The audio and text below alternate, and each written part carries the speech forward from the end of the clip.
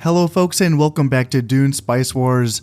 This is going to be part 2 of my Atreides playthrough on normal difficulty. So in the first episode, this is going to be, I was mentioning that this is going to be a super casual playthrough. I'm just going to be spending time reading about things and explaining the game and learning about the game as well. So if you ever want to answer any of my questions because I don't know a lot about the game, feel free because I'm going to start this episode off with a question actually. I've been trying to get this truce mechanic to work because I am playing also on my free time to try to learn more about this game.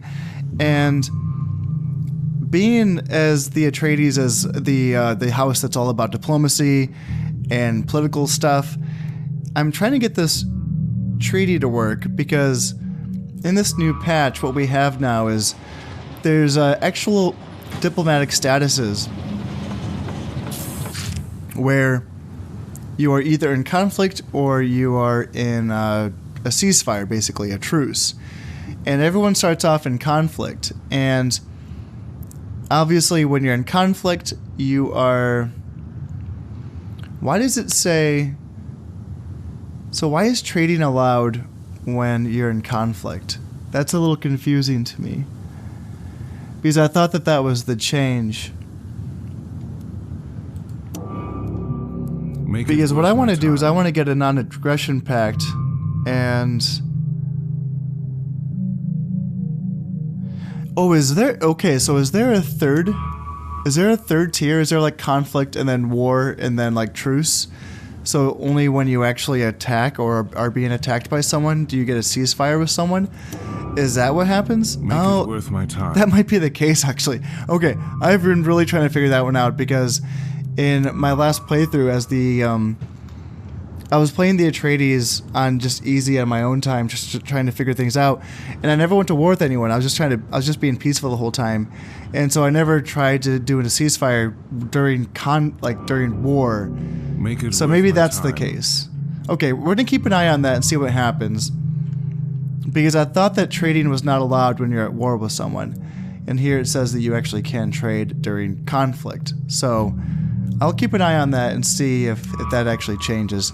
Now, yeah, looking at the status of this right now, I need water because I don't have enough water to actually annex this village. So I'm working on getting a water building here in Tor. So that looks good. I do have a spice field and I do have a plascrete field, and then I'm working on getting that special minerals for Solari right here. Let me send one of my guys to resolve these little special events where you go check on them. This is a black market, so what I can either do is I can either spend 200 Solari to get spice, or I can send a military unit to investigate, and then I'll get spice and money. And let's just pause because there's things to take a peek at here. The Landsrad vote is up, and it looks like I'm going all in on negative 50% for building construction costs. That's fair. I actually wouldn't mind getting military development speed increased. You know what? Actually, no, decline that. Because, yeah, I'm not going to be going for military development speed right now. So, I don't need this. And if I don't need it, then I don't want anyone else to have it either. And same with the statecraft as well.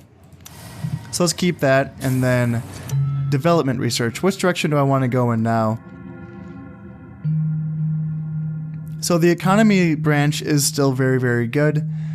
Assigning more crew to harvesters is a way to increase spice production.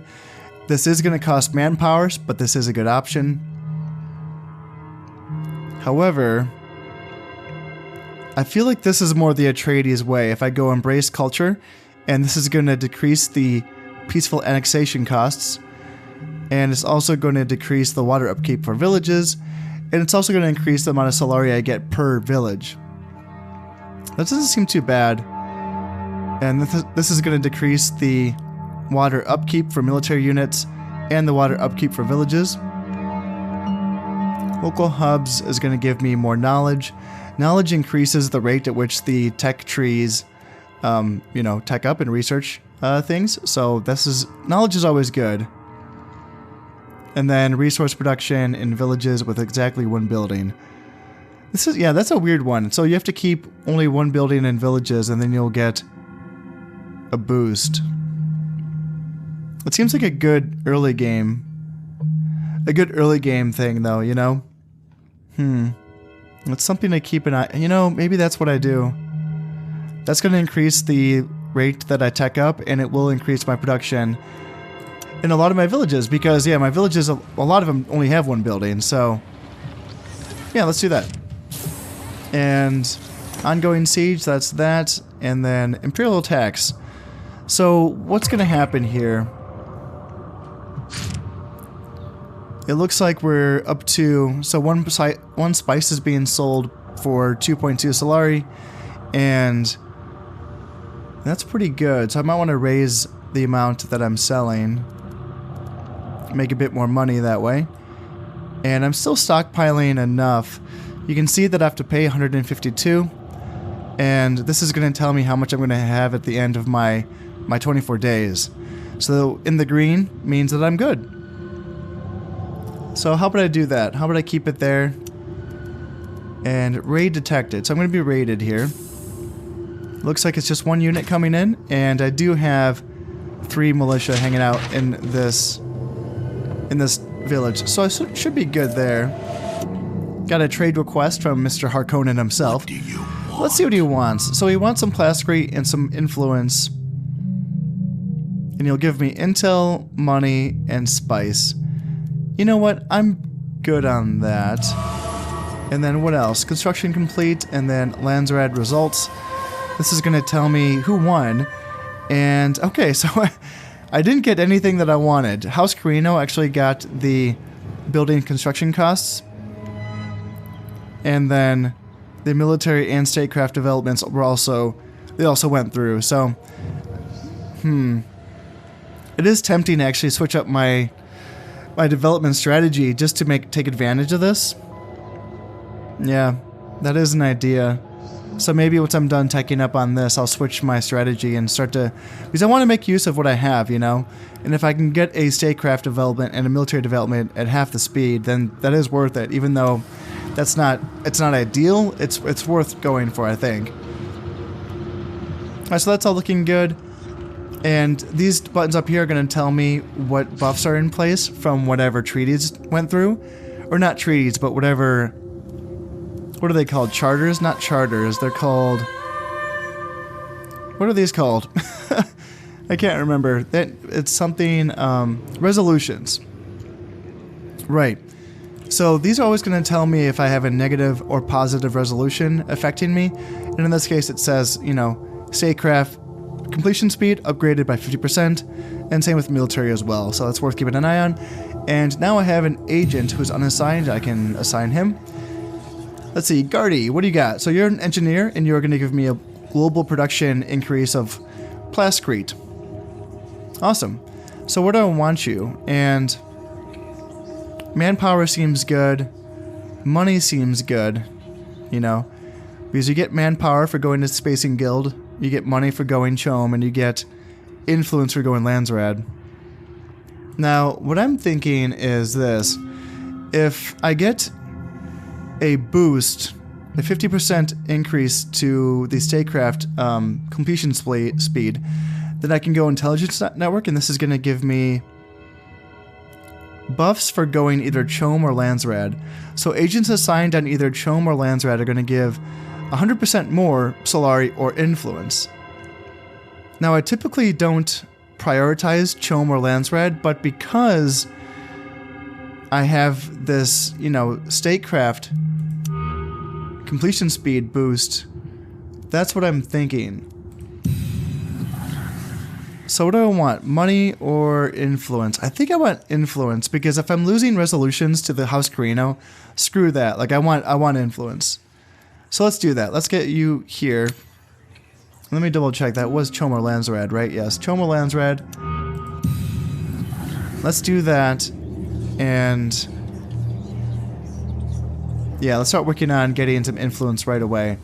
Because that's my game. I want to be winning the politics game, not House Carino. I don't really know what their game is, honestly. I don't, you know, I haven't played with them yet. And this is my first time playing against them, so losing a resolution's a new thing for me. Point of interest, this has been resolved, so let's get this and get 87 spice and 232 Solari. Good. Sweet. Let's annex this as well.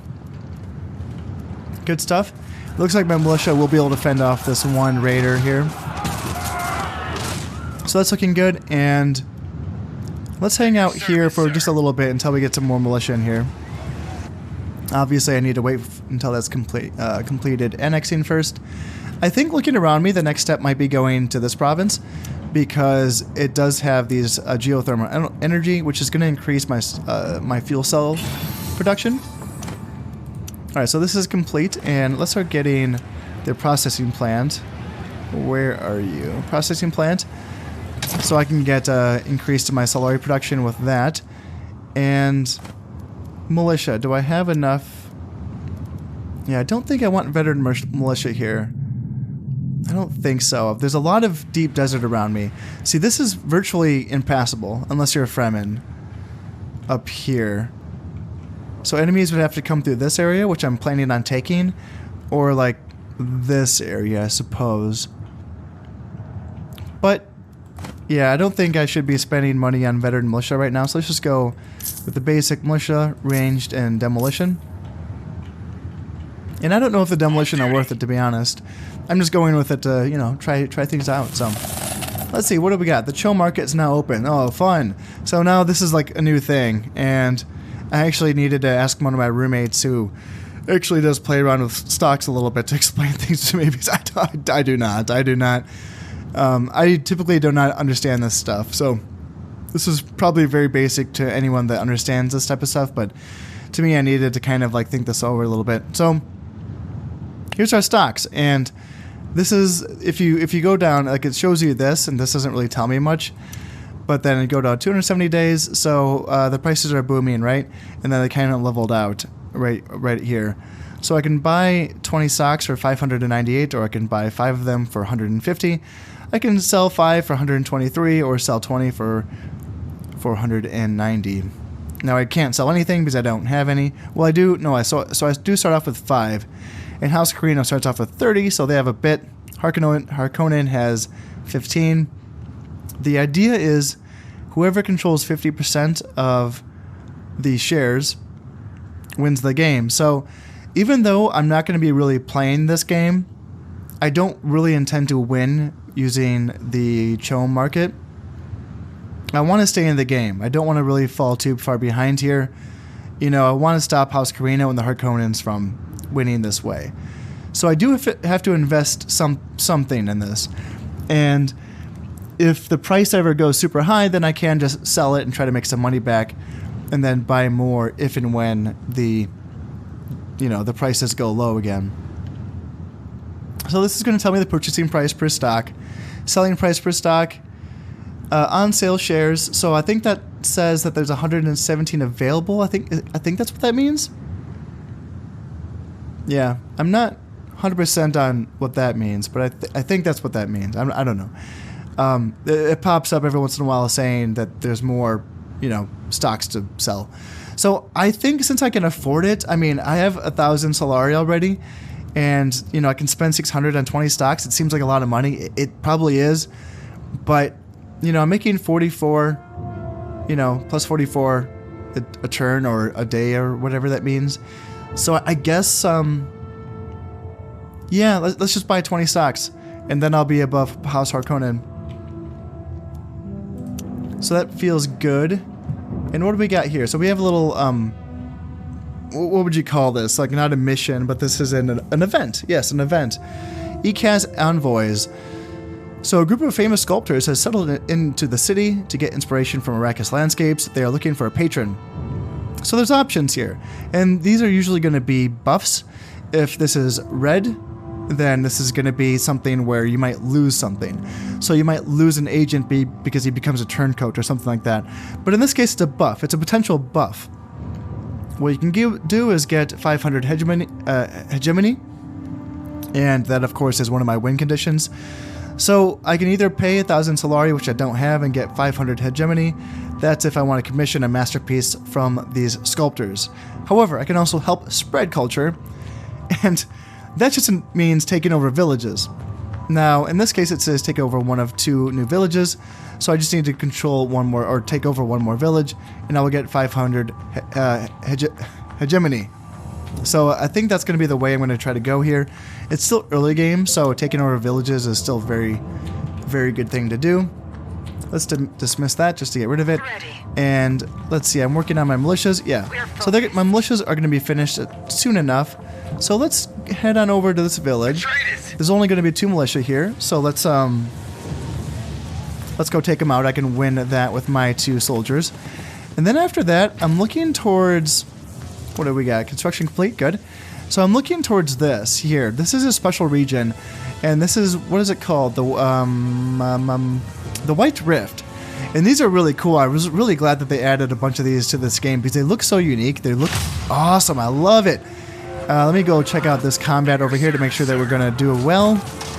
Make sure that we're shooting at the same people. Good, so we should take care of that. So yeah, these special regions are always going to give hegemony bonuses. In this case, plus 1,000 hegemony, which is fantastic. You want to reach 25,000 to win the game.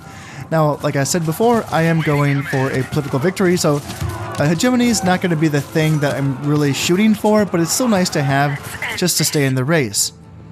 So special regions will be good. In addition to that, special regions typically have good bonuses. Here, there's going to be plascrete, so I can get a bonus to plascrete here. Ooh, I need to get off the sand. This means there's a sandworm. So if there's a sandworm, you need to get off the sand and get onto some rocks. And that's how you don't die. Looks like we can get our main base to help us out in this fight here by having them shoot their rockets. And we are going to kill off. There we go. Now he's dead.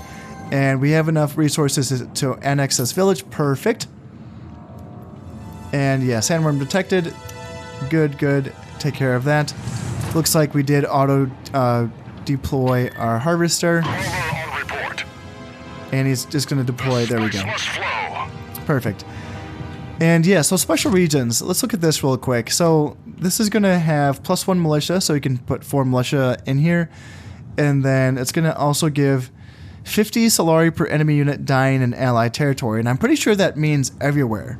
I don't think it just means this province. I think that for all of my provinces, anytime I kill, someone raiding my territory, I'm going to get 50 Solari, which is pretty awesome. I really like that one. And is there anything else here? I feel like there is. Yeah, so we're at, like I said, plus 1,000 hegemony, but also plus 100% to the Crafts Workshop resource production. And guess what? Crafts Workshops produce hegemony. So this is a fantastic, fantastic region to go for if you are going for the hegemony victory, which, who knows, that might end up happening anyway, just because, if that's how I win, that's how I win. I don't really care how I win. I will be going for a political, but, doesn't really matter. So yeah, let's go for Intelligence Network to get that extra influence from having an agent in Landsrad Infiltration. The other option is to use my military development speed boost, but you know what? Maybe I'll do that next. So what do I want here? Let's just get, let's use my geothermal energy to get a fuel cell factory. And fuel cells are required for ornithopters and the spice harvesters. That's what they are required for. Also, one of the units. I don't have access to it yet, but support drones, I'm assuming, they require fuel cells, 4 of them. So, yeah, fuel cells are definitely worth getting. And here's another little thing I can look at. So, water cellar caravan. I can either spend 500 Solari to get authority, or I can use Arrakis Infiltration to get money. So what that means is, that's why it's really good to go for Arrakis first, because if you have Arrakis, then you can use your agents to actually resolve these little instances here. So I can just use him, put him on there. It's going to take 8 days, and he's going to give me some money, because he's going to extort a fine for the water cellar caravan, which is good stuff. All right, Landsrad Council. What are we looking at? Military investigation. All factions suffered a debuff to military development completion speed. Again, I'm fine with that. Controlled markets. This is going to be negative 30% bonus to Chom Spice Exchange. That's another debuff, of course. Okay, so all of these are debuffs. Shit. And yeah, this is a bad one. Trial of the Great Houses. All factions suffer a negative 30 Landsrad standing. Yeah, that's a bad roll, man. That is a bad roll. Oh well, we'll deal with it. We are up to 41 influence, so hopefully we can actually throw our weight around a little bit. But yeah, I'm curious. I wonder what kind of buffs and boosts House Carino have to the resolution phase, the Landsrad Council, because if they're going to be beating me, that's going to be kind of tough. Here's another little thing I can look at, the settled high rig, which I think is like a little... I can't remember what the high rig is. I should know this because I love the Dune books. I've read them many times. It's like a settlement of something, which... what is it? It's that. Whatever that is. I can't remember. Let's dismiss that for now. Alright, so what can I do here? Earn their trust. So I can use my Arrakis infiltration. Oh, and this is another really cool one. So I can actually get like Fremen mercenaries, which is so cool. They will disband after 10 days, but Fremen mercenaries are good. They're tough units. Enemies engaged in combat with this unit suffer disoriented. Again, I don't know what that means. It's same with the panicked effect for militia. I also don't know what that means. So if you do, please answer me. Or please answer me. Please tell me the answer. I don't know what these things mean. But it's a debuff, obviously. And then it's also going to... Oh, it just says it right there. It's negative 10% power and negative 10% unit speed. Duh. Okay, so that's what disoriented means. It doesn't say that for militia, right? It just says suffers panic under 50% health. Yeah, it doesn't tell me what panic means. I don't know. There needs to be a glossary for this. Alright, sweet. So with that buff to my completion speed from my statecraft research, it's already finished. So now I can go right to survival training because I still have a boost to military development speed. So let's do that. Let's just do like the first development for this, which is going to be 30% max supply, which is for my units, which makes my supply last longer. And then it unlocks a military base building and the heavy weapon squad unit. Not super duper useful, honestly. I wouldn't go for it, but typically I wouldn't go for it this early, but because I have the boost to the completion speed for military developments, I may as well make use of it. I may as well. So let's get some militia in here. And is it not going to tell us this unit is not affected by power penalties? So the veteran militia, does that mean like operations and stuff don't affect the veteran militia? I'm not sure. Yeah, I would like to know what panic means though, because it looks like the veteran militia do not have panic, which is also good. So not only are their stats really good, but they don't suffer from panic, but they are really expensive. 400 Solari and 30 upkeep as opposed to 50 Solari and 10 upkeep. Yeah. But this is like my front line though. Yeah, that's kind of a tough call. That is a tough call. Let's just keep going cheap for now. Militia ranged demo. And then what do we got? Alright, so Landsrad Council vote. So decline the Landsrad standing decrease. And yes, House Carino. Try to put this on them, but I'm not gonna really put votes on that. And yeah, I'll support this. I don't really care about the debuff to military development completion speed. That's totally fine with me. But this is the one I care about, so let's try to deny this. And I would like some more influence, so let's see if I can boost that by a little bit before this resolution passes. And how are we looking here? So I can do this because I already took control of 2 villages, confirm, and I get 500 hegemony. How am I doing? So I am losing on hegemony by 200 to House Carino. Man, those guys are just beasts. And hegemony threshold has completed. It's nothing new as far as my traits go, but that is going to mean that I can start building buildings in my main base. Now, I don't think... Yeah, I'm too poor to build anything right now. Yeah, I need at least 1,500 Solari to build any buildings. And yeah, here's a sandstorm. These are dangerous. You have to make sure that your units are close to a village, otherwise they will take penalties. In addition to that, I also just recently found out that sandstorms also decrease the production of villages. Because I was wondering for a second there, I was like, why? So like, how is a sandstorm like different from a sandworm in effect, right? Because sandworms kill units. And if sandstorms also kill units, if you get caught in them, and if the counterplay to both a sandstorm and a sandworm is just simply go to a town, then what's the freaking point? Like, what's the difference between the two things? And then I found out, oh, sandstorms also decrease the production of your villages. Okay, so that's the deal. That's the difference between the two things. And all right, so what are we looking at? Do I want to keep going like Saycraft or military? I do technically still have the buffs, but this resolution is going to pass in like a few days. It might still be worth it, honestly, to go for something.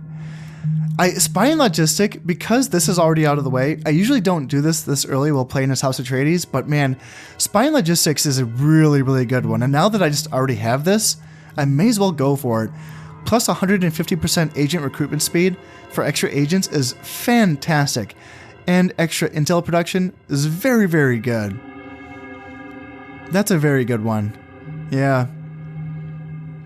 Yeah, I think I want to go for that. It would be great to go like water cellars to get the minus water upkeep, which is really good too. But I might just go spy and logistics. Yeah, let's just do that because I do still have that buff. And let's dismiss the sandstorm thing. I know where it is. I see it. Now I do have a bit of extra manpower, so let's put an extra crewman on this harvester. Or no, don't cancel recall. I didn't mean to do that.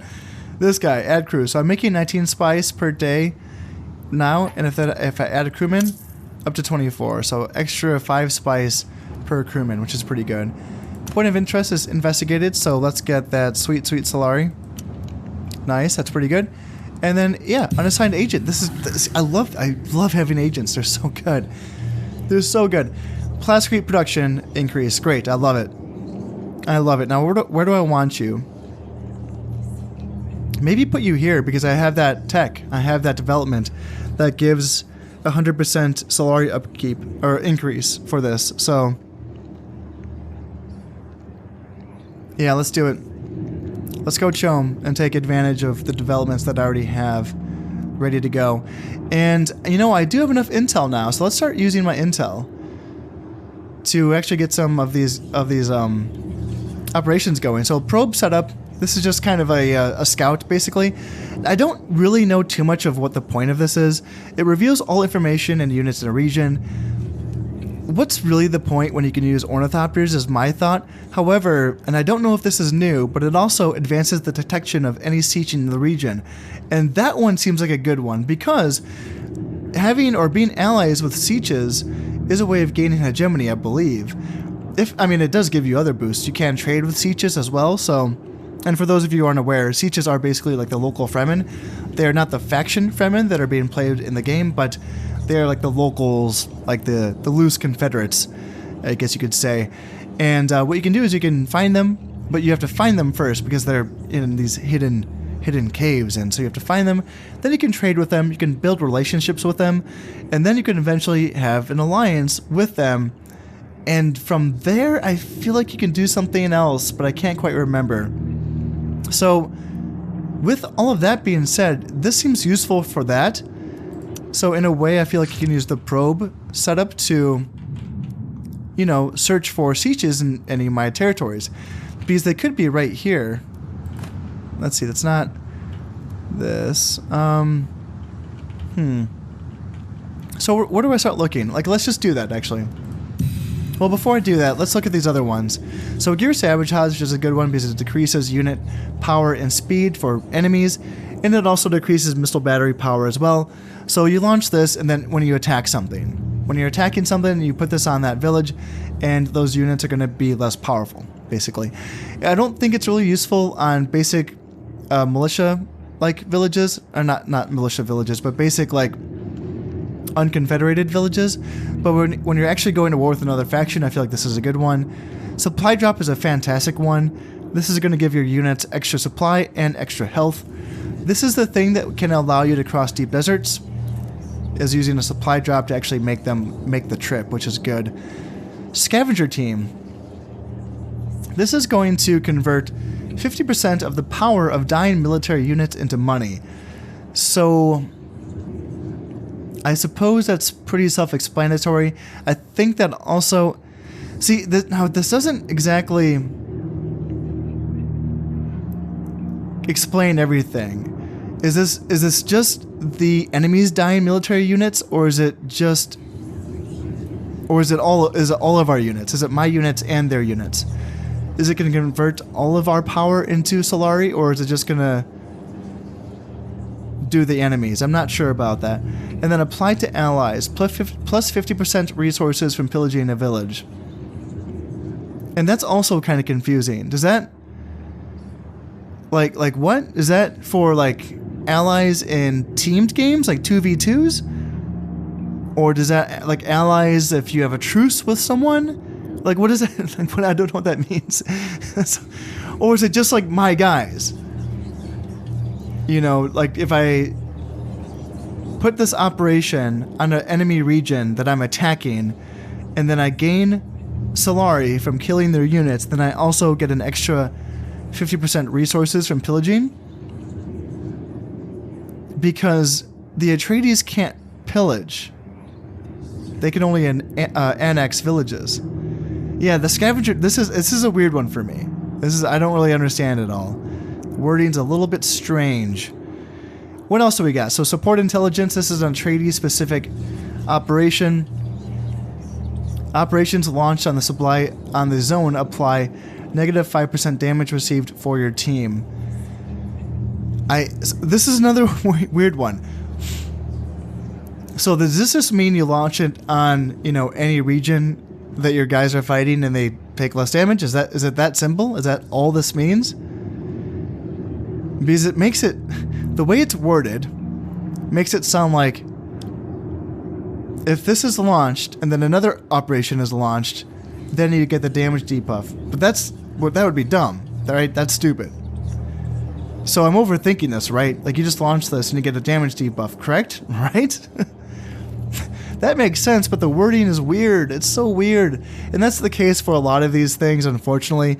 At least for me. Maybe y'all aren't having issues, but, like, my one thing with this game is trying to understand some of the wording for some of these things, whether it's developments or whether it's the operations. Like, I don't really understand entirely what these two things do. I get the gist of it, obviously, but I don't get the entire thing, you know? Another Atreides specific thing, and it scales up. You know, these are easy in resources, and then Arrakis diplomacy is going to be medium in resources, and that's going to give me plus 20 relation level with a siege. So this is going to help me become allies with a siege, which is great. I love it. Defense sabotage. This is when you want to go for a domination victory and you need to destroy the enemy bases. So you do this, it's going to do negative 50% power for the target main base. So each main base has that missile launcher, and this is going to make that missile launcher do less damage. And it's also going to make the main base take more damage from your soldiers. So this is a fantastic one to use. Ceasefire.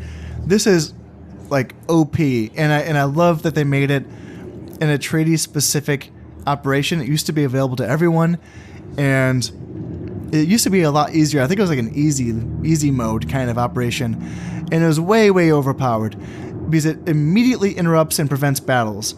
If you're being attacked and you're like, nope, I don't like this, I don't want to be at war with it anymore, you just drop a ceasefire and that attack cannot happen. You can't even click past it if you are like the enemy. If you're like playing multiplayer, that enemy has to like march back to his territory and hope that his supplies last long enough to get home. So the ceasefire is very powerful. I love that it's Atreides specific, and I love that they made it a little bit harder to get though. Atomics, it's an atomic bomb. It's awesome. You do lose 300 Landsrad standing, which is really devastating. It really, really is. But the atomics is really powerful. You know, destroys a lot of buildings and destroys a lot of units. It says the village gets irradiated for 20 days. And I don't know really what that means. This village cannot be targeted by an attack. Negative 50% local production. I guess that's what that means. So yeah, it just drops the production level of that village, which don't make sense, right? And yeah, you lose Landsrad standing, so there's a big trade-off. Because in this universe, atomics are outlawed. All of the great houses own them, but they're not allowed to use them because that would disrupt the balance, right? And then protocol survey. All of these are basically, it's a 4-step process to assassinate the enemy leader. And that's the second way you can gain a domination victory. You can either destroy their main bases or you can assassinate them. These are really, really cool. It's obviously really hard to do. It takes a lot of resources. It takes a lot of time. But they're fun. They're fun to do. I probably won't be going for them with my Atreides playthrough, but I will be going for them with my Harkonnen playthrough, because Harkonnens are all about using operations and assassinations and stuff like that. So definitely going for it with the Harkonnens. For the Atreides, though, I'm probably going to be, you know, a bit more defensive. Probably be doing probe setups to try to find any sieges. I'll probably be using the Arrakis diplomacy to increase my relationship level with sieges, and then also using ceasefires to get, you know, those ceasefires. Those are probably going to be my 3 go-tos. I don't have a ton of intel right now, so let's just spend 50 intel and get a probe set up. And then I will start searching for sieges. And yeah, you know, I'll just start with my spice region here. Looks like there's a lot of walls here. There might be a siege hiding. Who knows? We'll see. It looks like there is... Ooh, construction as possible at Arrakeen. This is the good. This is what you want. These buildings are incredible. Now, I don't have access to a lot of them right now. And most of these other buildings can be researched, or I'm sorry, unlocked through developments. So here's what you want to do with this. You look at, this is going to tell you how many boosts you get for how many buildings you get grouped up in a district, right? So here what you have is a district of 3 buildings, 2 districts of 2 buildings, and then 3 districts of 1 building. So for having 3 buildings of the same color grouped together, you're going to get a buff. So you go here for that. It's going to give plus 100 max influence for 3 blue buildings grouped together. 3 red buildings grouped together is going to give plus 1 armor to all of my military units. And then 3 yellow buildings grouped together is going to give plus 10% Solari production just overall, which is really, really powerful. Then I have 2 districts of 2, right? So what's that going to give me? So grouping up 2 yellow buildings is going to give me plus 20%, or not 20%, but plus 20 Solari production, or plus 1 power for my military units, or plus 2 influence production.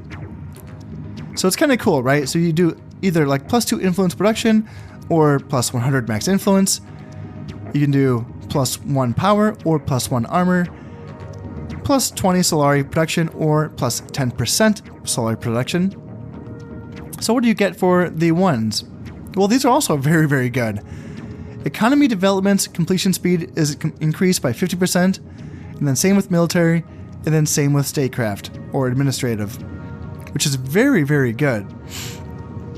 For like a tier 1 or whatever, like a, you know, district of 1, that's great. So you can do that for all 3 of these, yellow, red, and blue. Now you'll notice there's no districts or any buildings for green. It's just these 3. And quite frankly, I would like them to change that at some point. That'd be really cool. Because right now I'm going like mostly green, right? But you know, I can change that. I might go yellow next just to help out my economy more. Yeah, I think going yellow after spying logistics is a good idea. maybe getting this first and then going yellow. The minus water upkeep is good. So what are my options here? What building or what chain do I want to go all three in? Plus 100 influence seems really good for Atreides because I really want that influence to help me sway the outcomes of the resolutions. So that's what I think I want to do. I think I want to do a district of 3 blue buildings. So what would I get? Administrative Hall is plus 25% authority production, which is great. That's going to help me annex more villages. Plus 15% hegemony gains, which is also great. And gain a portion of my hegemony as Solari. Wow, that's a fantastic building. Fantastic building.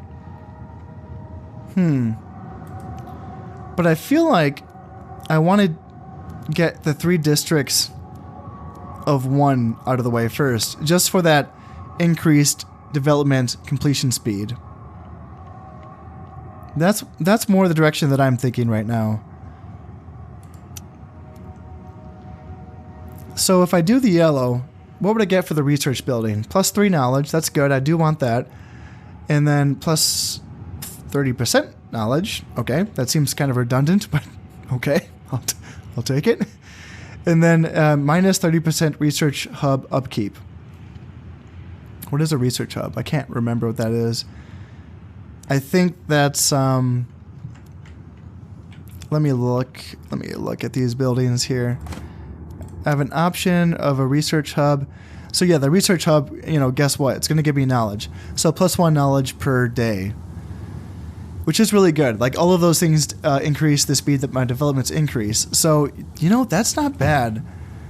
That's not bad. Going research center and just getting a huge boost or buff to my research speed through all of this knowledge stuff. And then making research hubs cheaper. I mean, the upkeep at least.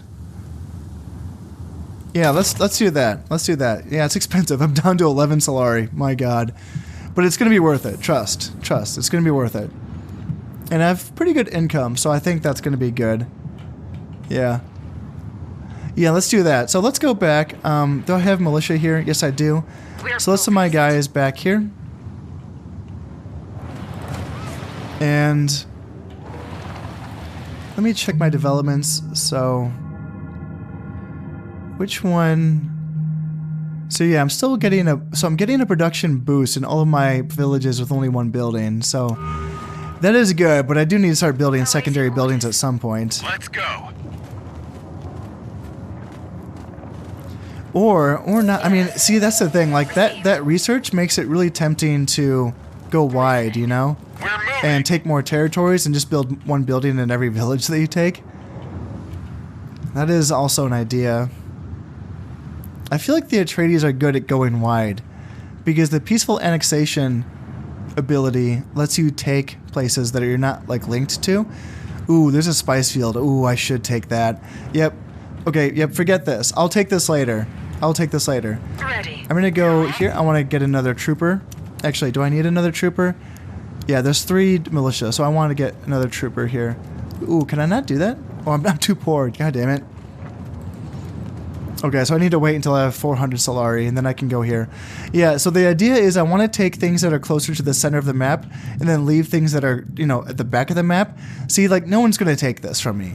I can grab this at my leisure. However, this could be taken from me.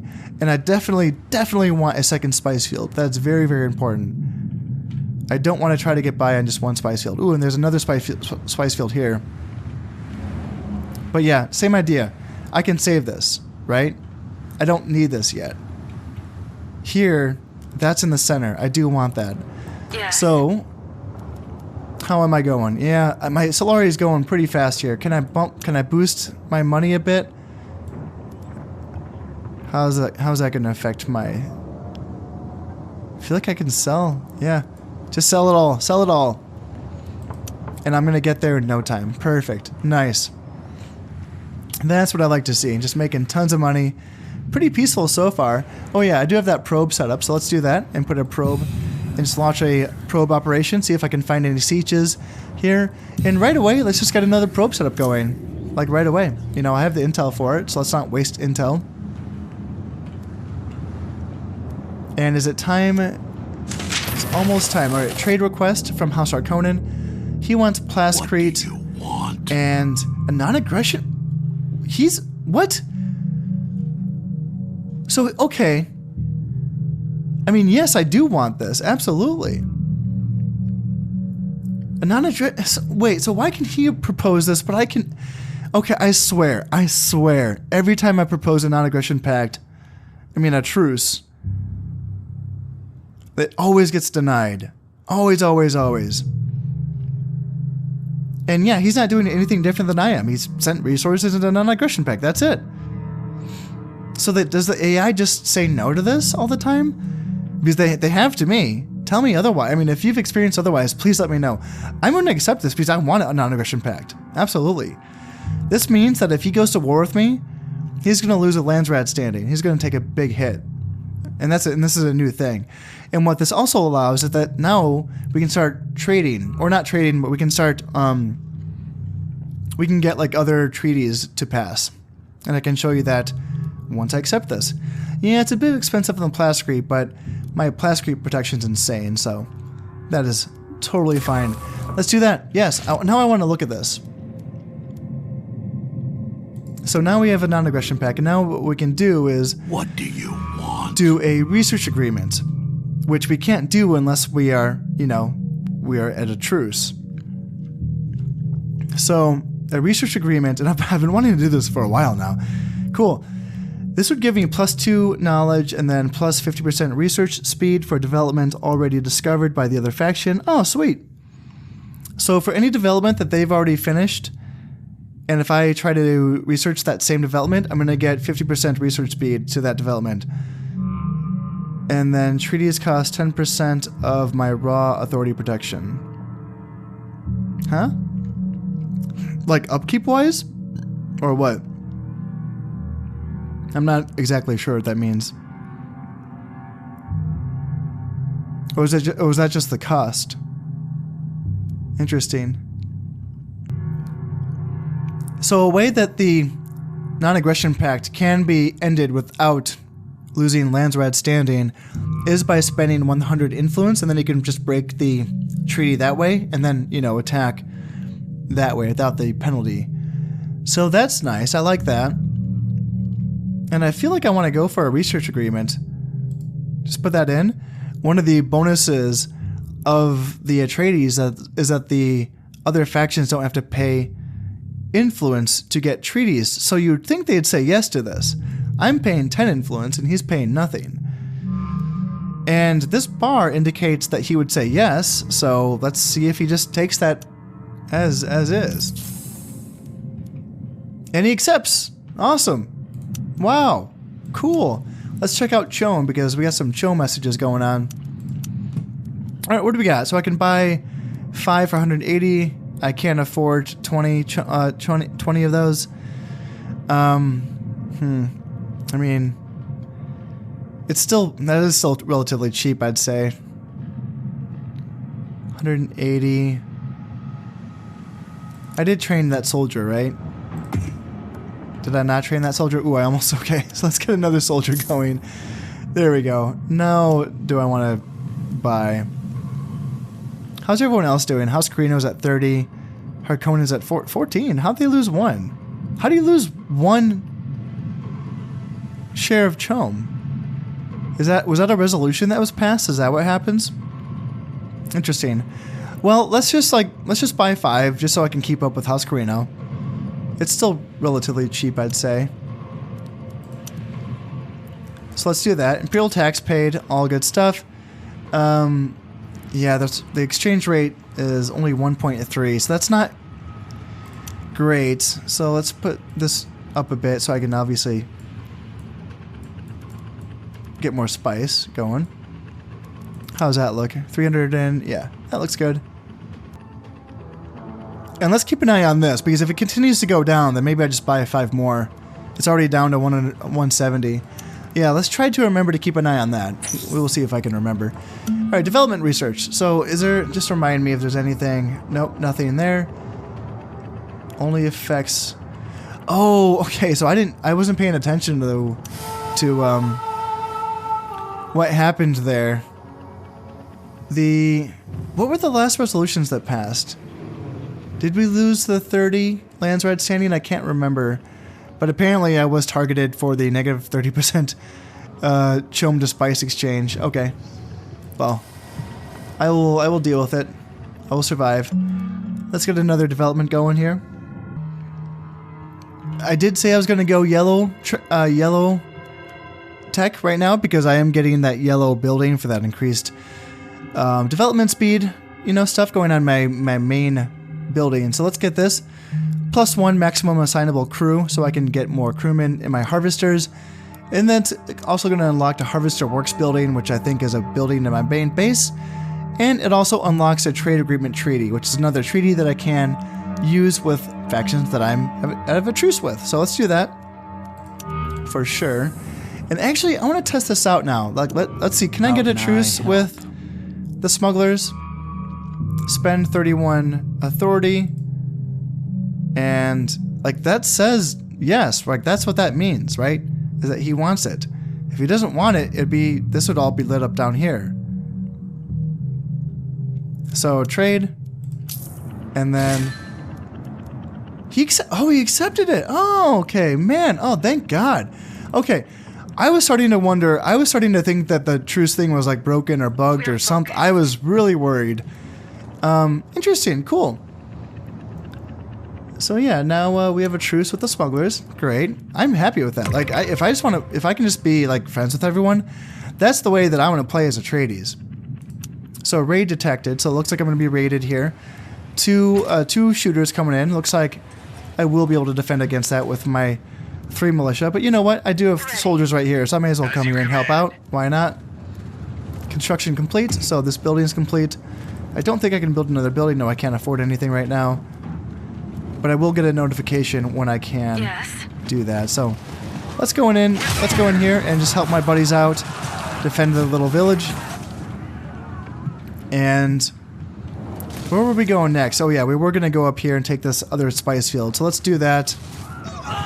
And yeah, we're getting money for killing people, and that's because of something. That's because of this. Yeah, gain 50 Solari for every enemy unit dying. Love it. Love it. All right, let's go up here.